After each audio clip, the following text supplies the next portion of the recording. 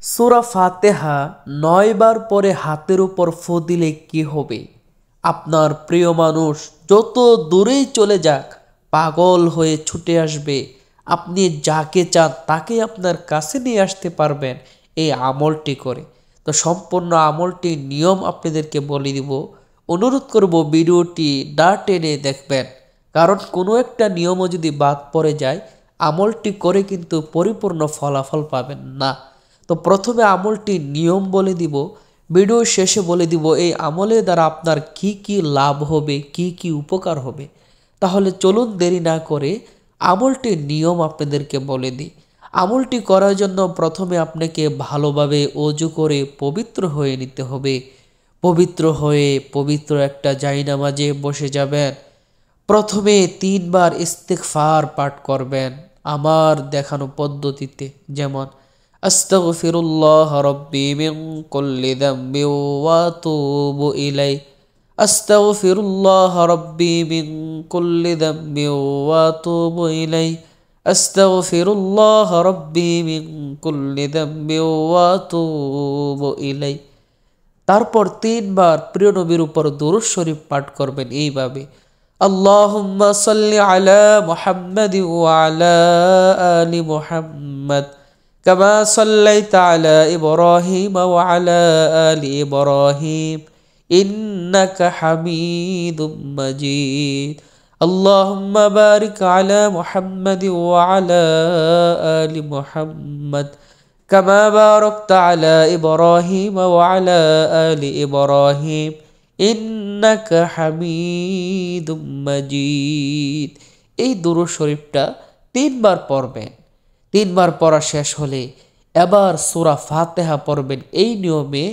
আর সূরা ফাতিহা পড়ার আগে আপনার হাতের বৃদ্ধ আঙ্গুল দিয়ে, আমাদের প্রত্যেকের আঙ্গুলে ৪টা গিডা রয়েছে বা গাইড রয়েছে, আপনার বৃদ্ধ আঙ্গুল দিয়ে আরেকটা আঙ্গুলের একটা গাইডে ধরবেন, ধরে তারপর সূরা ফাতিহা পড়বেন এইভাবে, আউযু বিল্লাহি মিনাশ শাইতানির রাজিম, বিসমিল্লাহির রহমানির রহিম, আলহামদুলিল্লাহি রাব্বিল আলামিন, আর রহমানির রহিম, মালিকি ইয়াউমিদ্দিন, ইয়্যাকা না'বুদু ওয়া ইয়্যাকা নাস্তাঈন, ইহদিনাস সিরাতাল মুস্তাকিম, সিরাতাল লাযীনা আন'আমতা আলাইহিম গায়রিল মাগদুবি আলাইহিম ওয়ালাদ-দাল্লিন। সূরা ফাতিহা পড়া শেষ হলে যার জন্য আমলটি করতেছে তার নাম এবং তার মায়ের নাম মুখ দিয়ে একবার উচ্চারণ করবেন, এবং যেই গিটার মধ্যে আপনি বৃদ্ধ আঙ্গুল দিয়ে ধরে রেখেছেন সেই গিরার মধ্যে একটা ফু দিবেন। তারপর আবার দ্বিতীয় গিরাতে বৃদ্ধ আঙ্গুল দিয়া চেপে ধরবেন। আমাদের প্রত্যেকের আঙ্গুলে কিন্তু ৪টা গিরা থাকে, তো প্রত্যেকটি গিরাতে ধরবেন। এভাবে ৯টি গিরাই ধরবেন, ৯ বার সূরা ফাতিহা পড়বেন, এবং প্রত্যেকবার সূরা ফাতিহা পড়া শেষ হলে যার জন্য আমলটি আপনি করতেছেন তার নাম এবং তার মায়ের নাম আপনি মুখ দিয়ে উচ্চারণ করে তারপর গিরায় একটা ফু দিবেন। এইভাবে পড়া হলে আবার সর্বশেষ ৩ বার প্রিয় নবীর উপর দরুদ শরীফ পড়বেন। দরুদ শরীফ পড়া হলে আমলটি আপনার শেষ হলো। এবার আসুন জানি যে আমলটি করার দ্বারা আপনি কি উপকার হবে। প্রিয় ভাই বোন, আমলটি তারা করবে যাদের প্রিয় মানুষ তাদেরকে ছেড়ে দূরে চলে গেছে। যেমন আপনার সন্তান যে কারোর কথায় আপনাকে ছেড়ে অনেক দূরে চলে গেছে, আপনার সন্তানের নাম নিয়ে আমলটি করুন, ইনশাল্লাহ আপনার সন্তান ফিরে আসবে। বা আপনার স্বামী দূরে চলে গেছে, আপনার সাথে বনিবনা হইতেছে না, তার জন্য আমলটি করুন। বা আপনার স্ত্রী আপনাকে ছেড়ে দূরে চলে গেছে, তার জন্য আমলটি করুন।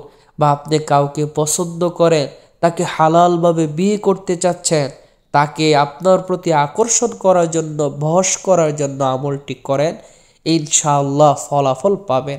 তবে অনুরোধ করব, আমলটি করার জন্য অবশ্যই অনুমতি নিতে হবে।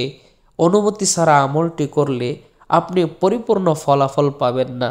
ভিডিওটি যদি ভালো লাগে অবশ্যই একটা লাইক কমেন্ট করে দিবেন, বেশি বেশি শেয়ার করবেন। অন্য মানুষ জেনে যেন উপকৃত হয়, তাহলে আল্লাহ তাআলাও আপনাকে উপকার দান করবে।